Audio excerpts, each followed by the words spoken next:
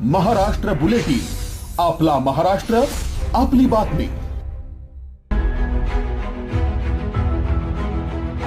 ऐन सकाळच्या वेळी सातपूरमधील अशोकनगर परिसर आगीमुळे हादरून गेला। बोलकर वृंदावन व्हॅली या इमारतीतील एका फ्लॅटमध्ये आज सकाळी 9:30च्या सुमारास भीषण आग लागली। आगीच्या ज्वाला आणि धुराचे लोटमुळे रहिवाशांची एकच पळापळ झाली।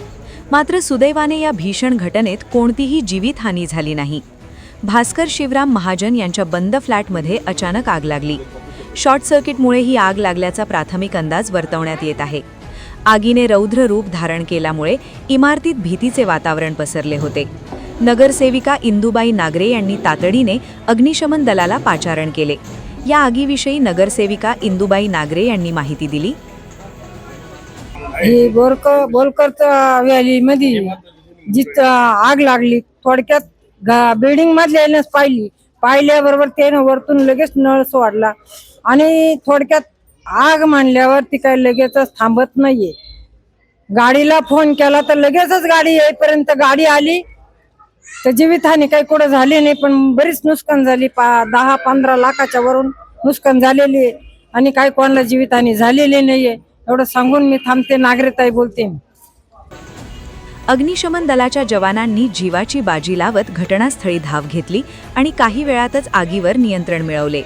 या आगीत महाजन यांच्या घरातील साहित्याचे मोठ्या प्रमाणात नुकसान झाले आहे। घटनेची माहिती मिळताच स्थानिक लोकप्रतिनिधी आणि सामाजिक कार्यकर्त्यांनी धाव घेऊन पाहणी केली। या आगीविषयी स्थानिक नागरिकांनी माहिती दिली। मी योगेश पवार, बोलकर वृंदावन व्हॅलीमधील माझा फ्लॅट नंबर 301। आमच्या बोलकर वृंदावन व्हॅलीमध्ये फ्लॅट नंबर 104 मध्ये सकाळी सुमारे 9:40 आग लागली। तर मला खालून काही आरोळ्यावर वगैरे आल्या तर मी तसंच खाली आलो, तर बघितलं तर पूर्ण आग होती।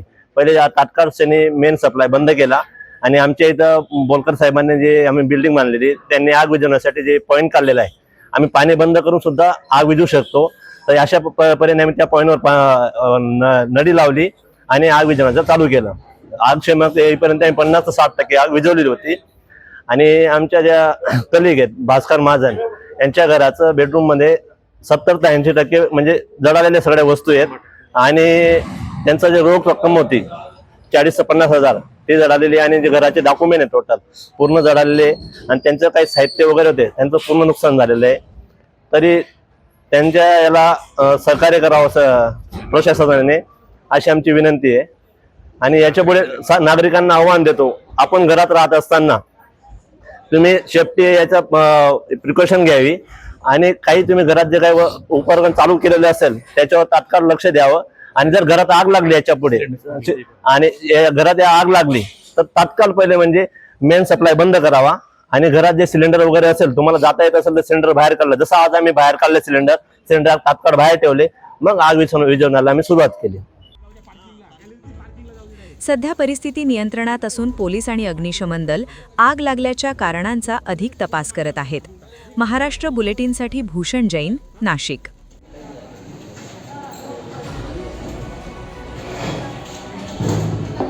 महाराष्ट्र बुलेटिन, आपला महाराष्ट्र, आपली बातमी।